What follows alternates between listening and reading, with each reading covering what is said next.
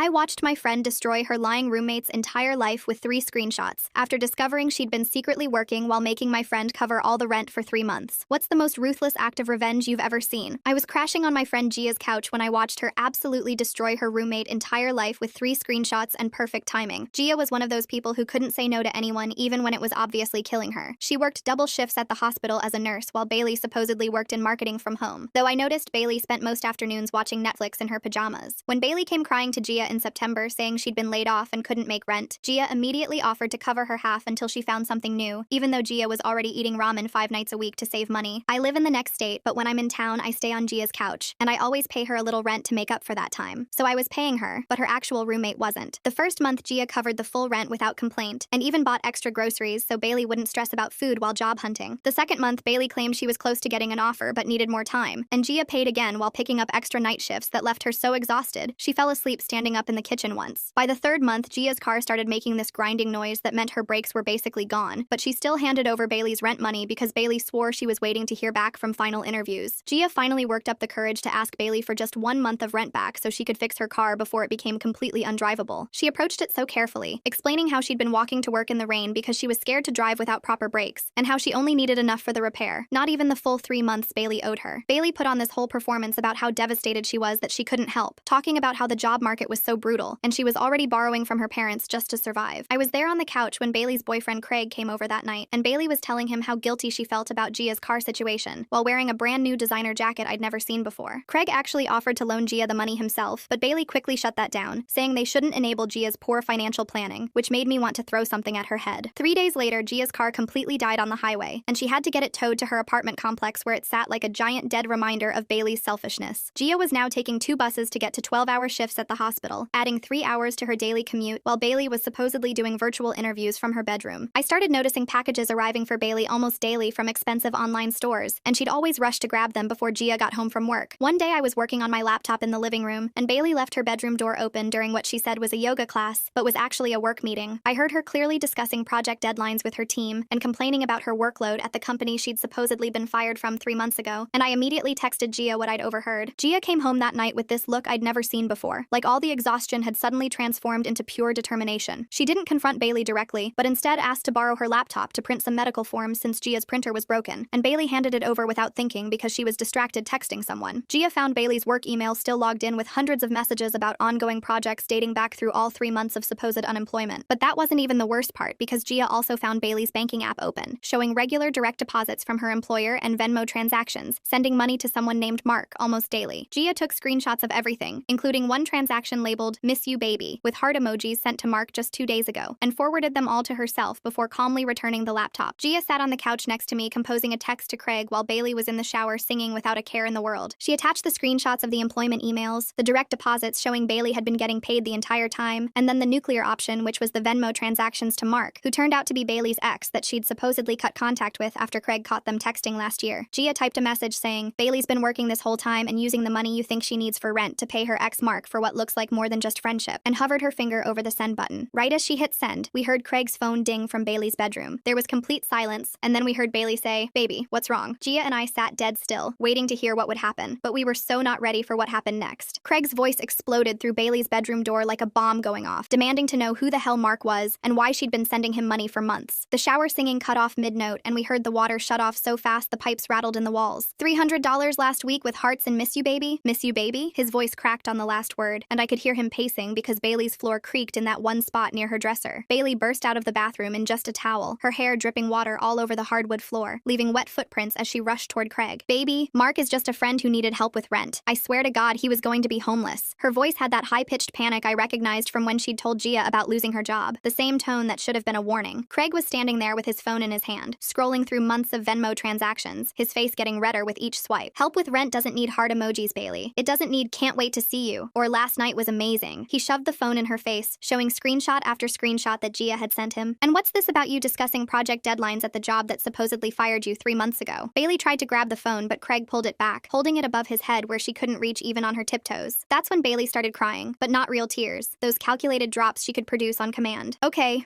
I kept my job, but I was too ashamed to tell anyone after I lied about being fired. My mom, she's sick, she needs help with medical bills, and I didn't know how to ask for help." She pressed her hands to her face like she was hiding her shame, but I could see her peeking through her fingers fingers to gauge if Craig was buying it. Craig wasn't even looking at her anymore, just reading from her work emails on his phone. Subject line, Cabo plans for next month. Can't wait to lay on the beach with a margarita while these suckers are stuck in the office. His voice was flat now, emotionless, which was somehow worse than the yelling. Gia was eating ramen every night to cover your rent while you were planning beach vacations. Bailey's towel was slipping and she had to grab it with one hand while reaching for Craig with the other. Someone hacked my laptop. They must have gotten into my email. But Craig just shook his head, still scrolling through evidence. I know your password, Bailey. Remember? You gave me permission to use your computer last week to print concert tickets. The Venmo history went back further than their relationship, showing payments to Mark from before Bailey even moved in with Gia. Craig's voice dropped to almost a whisper, and Gia and I had to lean forward on the couch to hear him. Were you ever really with me? Or was I just someone to take to restaurants while you sent the money to him? Bailey opened her mouth, but no sound came out, just this gasping like a fish out of water. Craig stormed out of the bedroom carrying his overnight bag that he always kept in Bailey's closet, the one with his gym clothes and extra scrubs for when he stayed over after his hospital shifts. Bailey chased after him, her towel barely staying on, water still dripping from her hair onto the carpet. Craig, please, let me explain. It's not what it looks like. But he was already at the front door, yanking it open so hard it bounced off the wall. Lose my number, Bailey. We're done. He slammed the door with enough force that Gia's nursing certificates on the wall shook and one actually fell, the glass cracking when it hit the floor. Bailey stood there dripping and shaking, then spun around to face us on the couch, her face twisted into something ugly. You went through my laptop? She was screaming at Gia, spit flying from her mouth. You had no right. That's invasion of privacy. That's illegal. Gia didn't even look up from her phone, just kept scrolling through something while Bailey raged. You handed it to me yourself, and you left everything logged in. That's not hacking. That's just stupid. Bailey took a step toward us, but her foot slipped on the water she'd dripped everywhere, and she had to catch herself on the wall. Gia finally looked up, her face completely calm. You have 30 days to pay back 3 months of rent plus utilities. That's $4,200. If you don't, I'm taking you to small claims court, and I have all the evidence I need. You can't afford a lawyer. Bailey laughed, but it sounded more like a sob. Gia turned her phone around, showing the small claims court website. Lawyers aren't even allowed in small claims court, Bailey. I wonder what Bailey's real game plan was here, working the whole time while watching her roommate struggle with broken brakes and 3-hour bus rides. The fact that she had Mark in the picture before Craig even entered the scene makes me curious about whether it's just you, me, and a judge looking at these screenshots. Bailey waved her phone around like she was going to throw it. I'll call the police. Identity theft. Hacking. You'll go to jail. But her hand was shaking so bad she almost dropped it. Gia pulled out her own phone, swiping through more screenshots she hadn't even sent to Craig yet. Here's your Instagram from last week, wearing a new Michael Kors bag while telling me you couldn't afford groceries. Here's your LinkedIn, showing you as currently employed. Here's your Uber receipts from nights you borrowed bus money from me. Each image made Bailey step back until she was pressed against the wall, her towel barely hanging on. Lying about employment to avoid paying rent? That's fraud, Bailey. Who do you think the police will arrest? Bailey's phone started buzzing nonstop with notifications. She looked down, and her face went white. Craig had already told their mutual friends everything, and her social media was exploding. You're a con artist? I can't believe you did this to Craig. Gia should sue you for everything. She tried to type responses, but her hands were shaking too bad to hit the right letters, and mascara was running down her face in black streams even though she hadn't been wearing any in the shower. Then Mark texted her, and I could see it from where I sat because she had her font size turned up huge. Why is Craig sending me screenshots and calling me a homewrecker? My girlfriend saw everything and she's packing her stuff. What did you do? Bailey tried calling him, but it went straight to voicemail. She tried again. Voicemail. Her breathing got faster and faster until she was basically hyperventilating. Without another word, Bailey ran to her room and we heard drawers slamming, hangers hitting the floor, things being thrown into bags. I need to get out of here before this gets worse, she was muttering to herself, loud enough for us to hear. Mark will let me stay. He has to. He loves me. Gia and I stayed on the couch, and for the first time in months, I saw Gia smile. Not a big smile, just this tiny lift at the corner of her mouth. Bailey came out with just one duffel bag and her car keys, her hair still wet and now frizzing in every direction. I'll be back for my stuff when you've both calmed down and realized how insane you're being. She tried to slam the door behind her, but it was already damaged from Craig and just bounced back open. We heard her car start and peel out of the parking lot, and the apartment felt like someone had opened all the windows after months of suffocating. Within an hour, Gia's phone was blowing up with notifications. Craig had posted the screenshots on Facebook, Instagram, everywhere. When you find out your girlfriend's been playing you for months while her roommate covers her rent and she sends the money to her ex. He tagged all their mutual friends, Bailey's co-workers he knew, even her cousin who worked at the same hospital as him. The comments started pouring in immediately, each one more brutal than the last. By the next morning, someone had forwarded Craig's post to Bailey's company's HR department with a message asking if they knew their employee was committing fraud. Bailey didn't know yet because she'd turned off her phone to avoid the social media disaster, but her professional life was about to implode, just like her personal one. Gia had gotten up early to work a shift, but she'd left her laptop open on the coffee table, and I could see the email notification from someone at Bailey's company, asking Gia if she wanted to provide a statement about the fraud. HR tried calling Bailey for an emergency meeting, but her phone was still off. They sent emails, texts, even called her emergency contact, which was still listed as Craig, who told them exactly where they could find her. The emails I could see got increasingly urgent. Please respond immediately. Your presence is required by noon. Failure to appear will be considered job abandonment. Bailey finally turned her phone back on around 11 that morning, and it practically exploded with notifications. Missed calls Calls from work, from her parents, from numbers she didn't recognize. She tried calling HR back, but they said she needed to come in person immediately. No exceptions. I could hear the panic in her voice through the phone when she called Mark, begging him to let her stay at his place for a few hours after her meeting. Mark came home for lunch to find Bailey on his couch, still in yesterday's clothes, mascara smeared under her eyes. What are you doing here? How did you even get in? His voice was cold, nothing like the flirty Venmo messages. Bailey tried to explain about Craig and the screenshots, but Mark cut her off. Is it true? Were you lying about being unemployed while I was sending you money thinking you needed help? Bailey's silence told him everything. Mark's face went from confused to furious in seconds. My girlfriend saw those screenshots. She's at her sister's right now deciding if she's leaving me. Because of you. Because I was stupid enough to believe you needed help. He grabbed Bailey's arm, not hard but firm, and started walking her toward the door. You need to leave. Right now. She's coming over in an hour to talk, and if she finds you here, it's over for me. Bailey tried to beg, saying she had nowhere else to go, but Mark just pushed her out and locked the door behind her. I know because Bailey called Gia's phone by accident while trying to call her parents, and we heard the whole thing on speaker before she realized and hung up. Bailey's parents called Gia's apartment 20 minutes later, and I answered because Gia was in the shower. Her mom's voice was shaking. Craig contacted us on Facebook. He sent us evidence. Is it true? Has Bailey been lying about losing her job? I told her to ask Bailey herself, and her mom started crying. She won't answer our calls. We're driving down now. We'll be there by tonight. I went with Gia to the courthouse the next day to file the small claims paperwork. She'd printed everything out at the hospital. Screenshots, bank records, text messages, all organized in a folder. The clerk's eyes widened as she flipped through it all. This is very thorough, she said, stamping each page. The filing fee was $80, and I paid it because Gia's account was still recovering from months of covering double rent. Bailey showed up at the HR meeting that afternoon looking like she hadn't slept, wearing the same clothes from the day before. They already had everything printed out. The social media posts, the evidence of her lying about working from home, what they called time theft. The HR manager told her she was being terminated immediately for violating company policy about honesty and integrity. Security stood by her desk while she packed her things into a box, her coworkers watching from their cubicles. That evening, Bailey came back to the apartment, pounding on the door, begging Gia to drop the lawsuit. Please, I've lost everything. My job, Craig. Mark won't even talk to me. Isn't that enough? Gia spoke through the closed door, not even bothering with the chain. You made your choices for 3 months while I ate ramen and walked to work. Now you can live with them. Bailey kept pounding, screaming that Gia had ruined her life over money that didn't even matter. Insurance would have covered it if you'd been patient, but Gia just turned up the TV volume until Bailey's voice was drowned out. Eventually, we heard footsteps stomping away and a car door slam. The landlord called the next morning. He'd seen the social media posts and wanted to know the truth about Bailey's employment situation. When Gia confirmed Bailey had been lying about paying rent while actually employed, he said that was lease violation and fraud. I'm starting eviction proceedings immediately. I don't want tenants like that in my building. Gia tried to say Bailey was leaving anyway, but he said he needed it on record for legal reasons. Bailey's credit cards started getting declined everywhere because Craig had called the companies to remove himself as an authorized user. The accounts got frozen pending investigation of the fraud claims. Bailey tried to buy gas and had to leave her car at the pump, walking away in shame while other customers stared. Someone who knew her from Craig's post took a picture and posted it online with "Karma's a bitch" as the caption. Bailey's parents arrived that evening with a U-Haul, ready to pack up their daughter's life. Her mom knocked on our door, apologizing to Gia with tears streaming down her face. We didn't raise her to be like this. I don't know where we went wrong. Her dad just stood there silent, loading boxes while Bailey sat in their car, too ashamed or too angry to face us. The neighbors came out to watch, everyone knowing exactly why Bailey was leaving. Someone had printed out Craig's Facebook post and taped it to the mailboxes. Bailey's parents worked fast, throwing things in boxes without organizing, just wanting to get out. Within 2 hours, everything Bailey owned was in that truck, and they were driving away, Bailey in the back seat like a teenager who'd been grounded. A few days later, I was making breakfast when I heard a thud from the kitchen. Gia had collapsed, just dropped like someone had cut her strings. Her body hit the floor hard, and I barely caught her head before it smacked the tile. She was completely limp, her skin gray, breathing shallow. My hands shook as I called 911, trying to remember what they taught us about recovery position while begging her to wake up. The paramedics arrived in minutes, but it felt like hours. They checked her vitals and said it was severe exhaustion and dehydration, that her body had just shut down from months of stress and overwork. As they loaded her onto the stretcher, one of them said he'd seen this before in nurses who work too many doubles. The body can only take so much before it says enough. Bailey's life fell apart faster than a house of cards in a hurricane. Job, boyfriend, side guy, parents, home, all gone because she thought 3 fake screenshots could beat Gia's real folder of proof. I rode in the ambulance holding Gia's hand while she drifted in and out of consciousness, mumbling about needing to get to work. The paramedic told her work could wait, that she needed to rest. At the hospital, a nurse named Anita Graham recognized Gia immediately. "Oh, honey, what happened to you?" She took over Gia's care personally, making sure she got a private room even though the ER was packed. Anita hooked up the IV herself, adjusting the drip while talking softly to Gia about needing to take care of herself. "I heard what happened with your roommate," she said quietly. "That kind of betrayal takes a physical toll. Your body's been in fight mode for months." She stayed past her shift to make sure Gia was stable, bringing real food from the cafeteria instead of the standard patient meals. That evening, Gia finally spoke clearly, her voice hoarse. "Was destroying Bailey worth ending up here? Am I just as toxic as she was?" She looked so small in that hospital bed, like all the fight had drained out of her with the IV fluids. I told her she did what she had to do to survive, but we both knew that wasn't really an answer answer to her question. Anita came back with dinner, sitting on the edge of Gia's bed like they were old friends. I had a roommate in nursing school who stole my rent money for 3 months. I found out when we got evicted. She squeezed Gia's hand. I didn't fight back like you did. I just let it happen. And you know what? I still regret not standing up for myself. What you did wasn't toxic. It was necessary. The next morning, Gia was more alert, but somehow seemed emptier. I thought revenge would make me feel powerful, she said, picking at the hospital bracelet on her wrist. But I just feel exhausted and mean, like I became someone I don't recognize. Anita, who'd come in early to check on her, sat down with her own coffee and listened. That's normal, Anita said. Standing up for yourself after being a doormat feels wrong at first. Your brain's not used to you having boundaries, but that doesn't mean you did anything wrong. Bailey chose to lie. You just chose to stop enabling her. She made it sound so simple, but I could see Gia struggling to believe it. A court summons arrived at the hospital that afternoon for the small claims hearing in 2 weeks. Anita read it out loud since Gia's hands were still shaky from the exhaustion. You should see this through, Anita said. Not for revenge, but for closure. And for the money. You're going to have medical bills from this stay. Gia stared at the ceiling for a long time before deciding. I'll go. Not because I want to hurt her more, but because I need that money. My car's fixed, but now I have hospital bills. She created this situation. She signed the papers with a steady hand, no anger in her face, just tired determination. 2 weeks later, we sat in small claims court on those uncomfortable wooden benches. The judge reviewed all the evidence Gia had submitted. The screenshots, bank records, text messages. Bailey's chair at the defendant's table stayed empty. The judge looked at it, then at Gia, his expression getting harder as he read through everything. Mizzy Thompson has been properly served and chose not to appear, the judge said, adjusting his glasses. In 15 years on this bench, this is one of the clearest cases of roommate fraud I've seen. He held up the Venmo screenshots, shaking his head at the heart emojis and messages. Default judgment for the plaintiff in the full amount requested plus court costs. 3 weeks later, a certified letter arrived with a check from Bailey's parents for the full judgment amount. The note from her mother was brief. Please accept this payment in full. We ask only that you not pursue wage garnishment against our daughter. We are deeply sorry. Gia deposited it immediately, watching her account balance finally show something other than near zero. With the money, Gia got her car fully serviced. Not just the brakes, but everything the mechanic had been warning her about for months. He told her she was lucky she hadn't crashed driving it in that condition for so long. She sat in the driver's seat afterward, testing the brakes at every light, learning to trust the car again like she was learning to trust herself. Isabel Cheney moved in as the new roommate 3 weeks after Bailey left. Anita had recommended her from the hospital, someone reliable who actually had pay stubs and references. Isabel set up automatic rent payments before she even moved her first box in, saying she didn't want any confusion about money. She bought her own groceries and labeled them, respecting the clear boundaries Gia had established. The apartment slowly transformed with Isabel's presence. She brought plants that filled the windows, making the space feel alive again. She and Gia developed a respectful routine, morning coffee together but no forced conversation, each respecting the other's space. When Isabel asked to borrow milk one morning, Gia hesitated for just a second before saying yes. Isabel noticed and immediately offered to Venmo payment, but Gia shook her head. It's just milk, but thanks for asking first. 3 months later, Craig texted Gia from an unknown number. Thank you for showing me the truth. I'm in therapy now dealing with trust issues, but you saved me from marrying her. I heard she moved to Colorado with her parents. Gia read it twice, then simply replied, "You're welcome," before deleting the thread. Anita started inviting Gia out with other nurses after shifts. Gia went but left early at first, still learning how to be around people without giving too much of herself. But slowly she started staying longer, even laughing at stories about difficult patients. The walls she'd built were still there, but they had doors now. When I visited 6 months later, the apartment felt different. Isabel's plants everywhere, Anita cooking dinner, Gia actually laughing at something on TV. Not the exhausted, empty Gia from before Bailey, and not the cold, vengeful Gia from during the destruction. Someone new, someone who'd learned to protect herself without closing off completely. Isabel mentioned seeing Bailey's LinkedIn showing her in Colorado, seeking opportunities. Someone had commented asking if she was the same Bailey from the viral roommate fraud post. Gia just nodded and changed the subject. That chapter was closed. The apartment had become something sustainable. Isabel paid rent without drama. Anita brought friendship without obligation. The plants cleaned the air and made everything feel fresh. Gia had been promoted at work, making enough that she didn't need a roommate anymore, but she kept Isabel anyway. It's nice having someone around who doesn't need anything from me, she said. That evening, Gia made dinner for all of us. Just spaghetti with jar sauce, nothing fancy, but she was humming while she cooked, some tune I didn't recognize. It was the first time I'd heard her hum since before Bailey's lies started. The sound was quiet, but it filled the kitchen like proof that she was healing. Before I left the next morning, Gia hugged me properly. Not the stiff, quick hugs we'd been doing, but a real one. Thank you for staying through all of it, she whispered. Even when I went dark, I hugged her back, feeling how much healthier she was. No longer just bones and exhaustion. That's what friends do, I said, and felt her nod against my shoulder. We were different now. All of us changed by what happened, but we were okay. Different, but okay. Thanks for letting me wonder alongside you through all of this. Really loved exploring these moments together. Until we meet again, like the video. It helps more than you think.